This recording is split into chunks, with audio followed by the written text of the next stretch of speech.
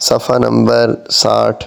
سیرت غوث اعظم۔ ایک دن سیدنا غوث اعظم رحمۃ اللہ علیہ وعظ فرما رہے تھے۔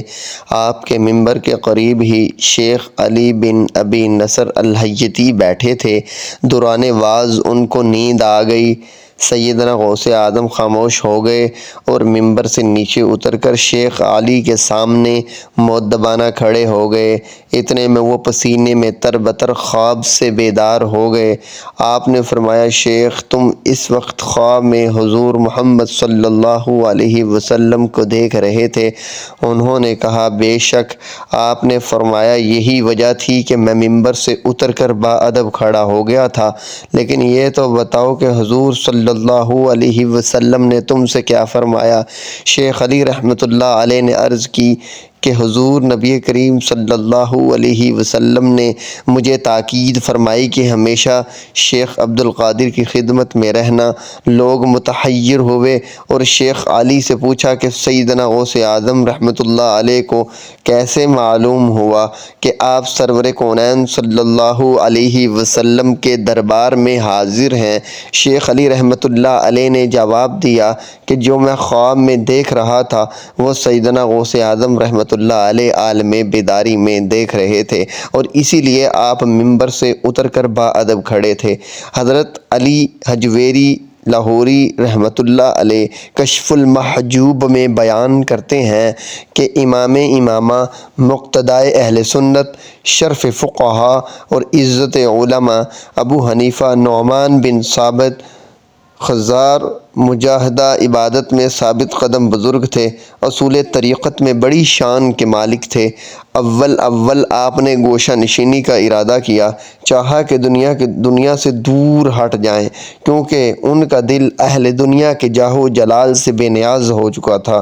ایک رات خواب میں دیکھا کہ وہ پیغمبر علیہ السلام کے استقوان مبارک لحد سے جمع کر رہے ہیں اور ان میں سے بعض کو چن رہے ہیں۔ خوف و ہیبت کے عالم میں بیدار ہوئے اور اپنے ایک دوست محمد بن سیرین سے تعبیر پوچھی۔ اس نے کہا، آپ کو رسول اللہ صلی اللہ علیہ وسلم کی سنت کو محفوظ کرنے میں بہت بلند مقام حاصل ہوگا۔ آپ صاحب تصرف ہونے کی حیثیت سے صحیح کو غلط سے جدا فرمائیں گے۔ دوسری بار رسول اللہ صلی اللہ علیہ وسلم کی زیارت سے مشرف ہوئے۔ حضور نے فرمایا، اے ابو حنیفہ، تیری زندگی احیاء سنت کے لیے ہے، گوشہ نشینی کا ارادہ ترک کر دے۔ صفحہ نمبر 61۔ مندرجہ بالا واقعہ سے امام ابو حنیفہ کی شان کا اظہار ہوتا ہے اور یہ بھی واضح ہے کہ رسول اللہ صلی اللہ علیہ وسلم اپنے امتیوں کو ہدایات جاری کرتے ہیں۔ حضرت علی بن عثمان داتا گنج بخش رحمۃ اللہ علیہ لکھتے ہیں کہ میں ایک دفعہ مؤذن رسول صلی اللہ علیہ وسلم کے مزار پر سو رہا تھا۔ خواب میں دیکھا کہ مکہ معظمہ میں ہوں۔ حضور نبی کریم صلی اللہ علیہ وسلم باب شیبہ سے تشریف لائے اور ایک بوڑھے آدمی کو اس طرح سے گود میں لیے ہوئے تھے جیسے لوگ شفقت سے بچوں کو اٹھا لیتے ہیں۔ میں نے آگے بڑھ کر قدم بوسی کی، حیران تھا کہ پیرانہ سال کون آدمی ہے۔ حضور نبی کریم صلی اللہ علیہ وسلم نے میرے دل کی بات سمجھ لی اور فرمایا کہ یہ تیرا اور اہل دیار کا امام ابو حنیفہ ہے۔ مجھے اس خواب سے بڑی تسلی ہوئی اور اپنی شہر سے ارادت پیدا ہوئی۔ خواب سے یہ بھی ظاہر ہو گیا کہ ابو حنیفہ رحمۃ اللہ علیہ ان لوگوں میں سے تھے جو اوصاف طبع میں فانی اور احکام شرع میں باقی اور قائم ہو کر گزرے ہیں۔ یہ حقیقت اس امر سے ظاہر ہے کہ حضور صلی اللہ علیہ وسلم آپ کو اٹھا کر لائے۔ یقیناً ان کی ذاتی صفات فنا ہو چکی تھی، وہ پیغمبر حق صلی اللہ علیہ وسلم کی صفات کے ساتھ صاحب بقا ہیں۔ رسول اللہ صلی اللہ علیہ وسلم سہواً خطاً سے بالاتر ہے، اور یہ ناممکن ہے کہ جسے ان کا سہارا نصیب ہو وہ سہو اور خطا کا مرتکب ہو سکے۔ یہ رمز لطیف ہے۔ آپ لکھتے ہیں کہ حبیب الاعظمی رحمۃ اللہ علیہ ایک بلند ہمت اور قابل قدر بزرگ تھے، طریقت کے بہادر اور شریعت کے کامل تھے۔ اہل زمانہ میں ان کی قدر و منزلت بہت زیادہ تھی۔ ان کی توجہ کی ابتدا خواجہ حسن بصری رحمۃ اللہ علیہ کے دست مبارک پر ہوئی۔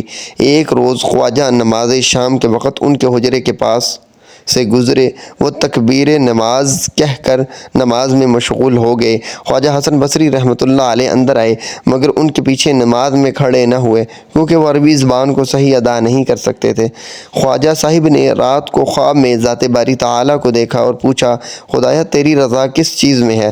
اللہ تعالیٰ کا ارشاد ہوا، اے حسن تجھے میری رضا کا مقام ملا مگر تو مستفید نہ ہو سکا۔ اگر کل رات حبیب کے پیچھے نماز ادا کر لیتا تو اس کی صحت نیت تجھے عبادت کی حقیقت سے آشنا کر دیتی اور میں تجھ سے راضی ہو جاتا۔ اس واقعہ سے نیت کو صحیح کرنے کی فضیلت ظاہر ہوتی ہے اور رسول کریم صلی اللہ علیہ وسلم کا ارشاد ہے، انما الاعمال بالنیات، اعمال کا دار و مدار نیتوں پر ہے۔